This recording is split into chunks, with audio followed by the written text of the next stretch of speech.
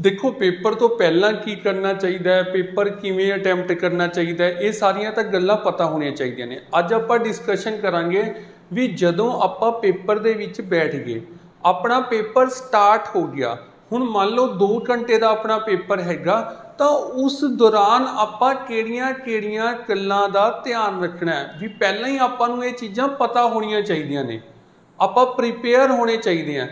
ਆਪਾਂ ਨੂੰ ਜੇ पता होएगा ना भी इस तरह होना है, तो जो पेपर विच उस तरह होएगा तो वह कोई नैगेटिव इंपैक्ट नहीं पएगा, क्योंकि तुहानूं वो चीज़ पता है। फिर तुहाडे बैक ऑफ द माइंड चल रही होएगी भी हाँ ये तो चीज़ मैनूं पता ही सी। तो ये प्रॉब्लम उदों आंदी है या नैगेटिव इंपैक्ट उदों पैंदा है जदों कुछ नवां हुंदा पेपर दे विच। ठीक है जी। तो देखो पेपर स्टार्ट होया, तुहानूं सारिआं नूं पता है भी पेपर जिद्दां ही स्टार्ट हुंदा कि बहुत तेज़ी नहीं करनी हुंदी शुरू दे विच, तो बहुत स्लो भी नहीं होना हुंदा।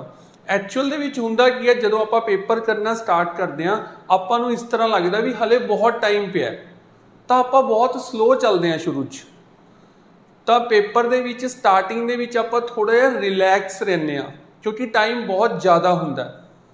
जिद्दां ही थोड़ा जिहा आपां अगे वधदे हैं फिर आपां लगदा भी अपने अटैम्प्ट घट रहे ने, थोड़ी जी स्पीड इंक्रीज करते हैं, पर फिर भी आपां प्रॉपरली टाइम नूं मैनेज नहीं करते, तो लास्ट जाते जाते इस तरह टाइम आ ही जाता है। जे शुरू तो नहीं सही मैनेज करते तो लास्ट दे विच इस तरह टाइम आ ही जाता है। जदों टाइम बहुत घट रह जाता तो क्वेश्चनस काफ़ी पए होंदे ने, फिर अपनी स्पीड इन्नी ज़्यादा वधा लैंदे आ कि उन्नी ज़्यादा स्पीड दे विच एक्यूरेसी मेनटेन करनी पॉसीबल ही नहीं हुंदी।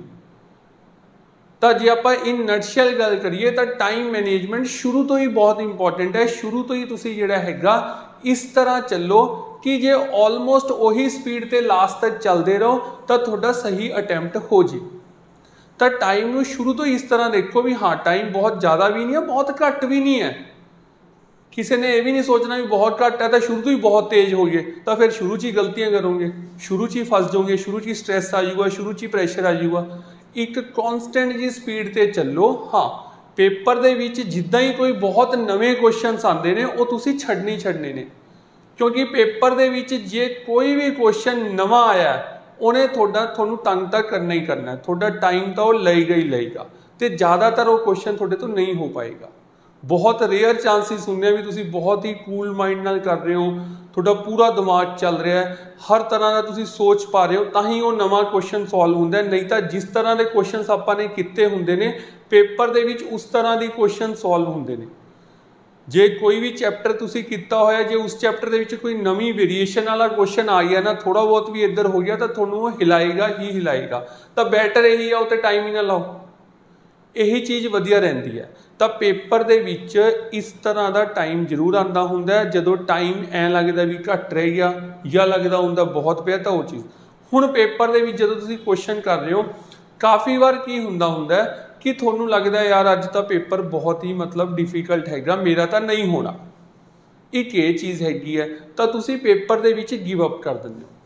पेपर की जे तुसी तैयारी करके जा रहे हो, सही तैयारी करके जा रहे हो, तो बहुत ही बेसिक गल है, सारिਆਂ ਨੂੰ पता है ये चीज़, तो थोनू भी पता होएगी कि जे पेपर डिफिकल्ट हैगा तो सारिਆਂ लिए डिफिकल्ट है। हुण उस टाइम ते तुसी पेपर दे विच की डिसीजन ले रहे हो वो मैटर करेगा, वो सारे लिए सेम नहीं होएगा। बहुत बच्चे गिव अप कर देंगे, बहुत बच्चे बिना मतलब तो गैस वर्क स्टार्ट कर देंगे, कुछ ही स्टूडेंट्स ने जिहड़े कि सक्सैसफुल होणगे वो सस्टेन करनगे। उन्होंने जो 15 क्वेश्चन दिख रहे होंगे बहुत डिफिकल्ट ने, वो सिर्फ 3 या 4 क्वेश्चन से फोकस करेंगे, वो 3 या 4 क्वेश्चन सॉल्व कर लेंगे, सही हो जाएंगे, तो वो 3 या 4 क्वेश्चन करके ही वो कॉम्पीटिशन च ऊपर चले जाएंगे। बस यही बेसिक है कि जदों भी पेपर थोनू लग्या भी हथों बाहर हो रहा है, तो बस ये समझ लो भी जो 15 या 20 क्वेश्चन ने मतलब दे 4 या 5 क्वेश्चन लभो, उन्होंने फोकस करो, उन्होंने टाइम लाओ, उन्होंने सॉल्व करो, हिलो ना। पेपर दे विच ये बहुत हुंदा है, आह क्वेश्चन कर रहे हो, कदे इधर आ गए, फिर इधर आ गए, चलो आ कर लेंगे, चलो आ कर लेंगे, चलो आ कर लेंगे, तो ये लास्ट दे विच ज़्यादा हुंदा है, शुरू दे विच नहीं हुंदा। लास्ट दे विच टाइम रह जांदा घट, फिर कदे सोचदे आ पंजाबी कर लैंदे, कदे सोचदे मैथ दा कर लैंदे, कदे रीजनिंग दा। वो चीज़ नूं अवॉइड करो, वो तां ही अवॉइड होएगी जे शुरू तो ही टाइम मैनेजमेंट सही रहेगी। तो ये मन के चलो कि पेपर दे विच बहुत बार इस तरह लगना थोनू कि यार अज तो मेरी गल बननी नहीं। कई बार इस तरह लगता भी पेपर बहुत ईजी आ गया, थोनू ही आंदा है, तो उस टाइम ते भी अपने आप को समझाना ज़्यादा इंपॉर्टेंट हो जाता है। तो उस टाइम ते जी समझाना ज़्यादा इंपॉर्टेंट हो जाता, जिवें पटवारी दे विच सीगा भी पेपर बहुत ईजी आ गया, उदों तो अपने आप को स्लो करना बहुत इंपॉर्टेंट है, क्योंकि उदों बहुत ही तेज हो जाते आपां, एक्साइटमेंट ही इन्नी ज़्यादा हो जाती है भी थोनू सारा आंदा है। तो उस टाइम ते नाल दी नाल ये समझो भी सारिਆਂ ਨੂੰ सारा आंदा है, भी अज अपनी एक भी गलती नहीं चलनी।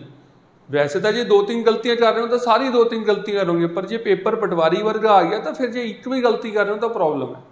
तो थोनू बहुत ही कॉशियस होना पैंदा, बहुत ही ध्यान देना पैंदा। जदों पेपर ईजी आंदा तो पेपर ईजी भी आ सकता है, जे मॉडरेट आ रहा तो वो अकॉर्डिंग चलो, डिफिकल्ट आ रहा तो वो अकॉर्डिंग चलो। जे डिफिकल्ट आ रहा तो बहुत पैनिक ना हो। पेपर दे विच पहले मिनट तो लैके लास्ट मिनट तक बने रहो, इमोशंस दे उत्ते कंट्रोल रखो। थोड़ा एक क्वेश्चन सही हो गया ठीक है, कोई बहुत वड्डी अचीवमेंट नहीं।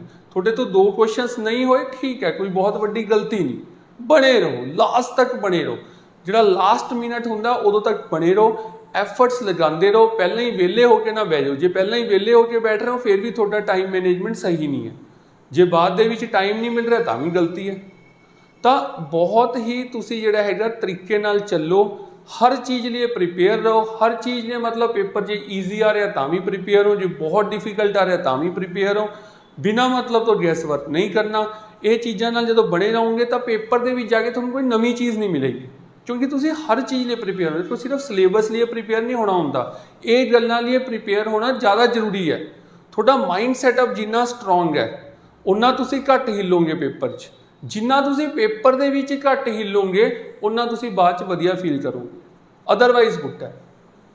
तो पेपर दे विच बिल्कुल भी नहीं हिलना चाहिए जिन्नी माइंड की स्टेबिलिटी हैगी है। कोई थोनू बहुत खुशी नहीं होनी चाहिए, कोई थोनू दुख नहीं होना चाहिए।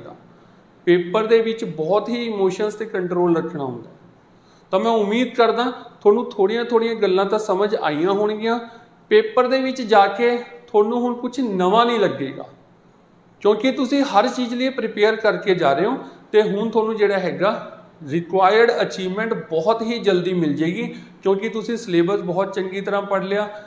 पढ़न वाले तुसी एफर्ट्स बहुत ला ले, थोड़ी बहुत एक्सपीरियंस की कमी हो सकती है, वो भी हुण फुलफिल हो जाएगी।